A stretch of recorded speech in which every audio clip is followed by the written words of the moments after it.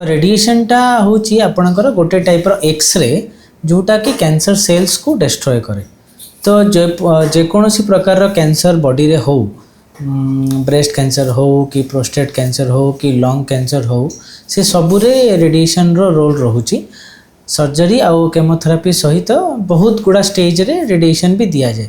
तो रेडिएशन आपन जेमती बुझिले कि एटा होची गोटे प्रकार रो एक्सरे जोड़ा कि कैंसर सेल्स को डिस्ट्रॉय करे आउ तांको फ्यूचर रे ग्रो करिया को दिएनी। सेटा केमती करा जाए, जेमिति हमर नॉर्मल सीटी स्कैन आउ एमआरआई जेमती हुए सही भलिया गोटे मशीन थाए जोटा को हम लिनियर एक्सेलरेटर को।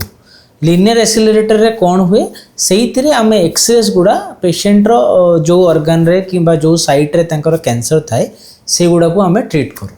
तो ता द्वारा कौन हुए जेतिकी भागरे तांकर कैंसर अछि सेतिकी भागरे रेडिएशन द्वारा से कैंसर को आमे नष्ट करि परिबा। अन्य बॉडी ऊपर किछि इफेक्ट न थाए। जेमति कि केमोथेरापी देले सेटा पूरा बॉडी रे काम करे प्लस कैंसर ऊपर भी काम करे। सेमति रेडिएशन रे कोन हुए जो जगार आपन को कैंसर थाए सेही जगार एक्सरे टा हमें टारगेट करिकि सेही ऑर्गन को सेही साइट को दो।